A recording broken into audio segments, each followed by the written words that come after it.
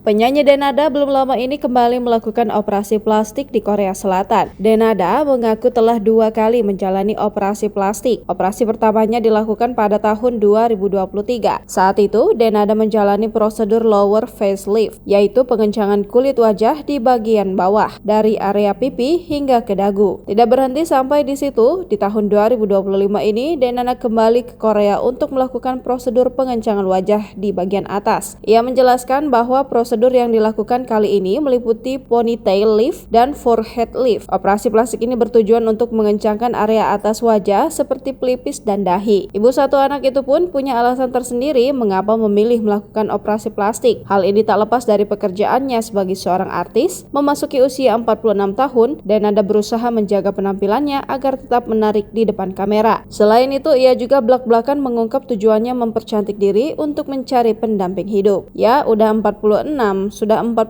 tahun, masih bekerja di dunia entertainment dan lagi cari suami, ujarnya sambil tertawa.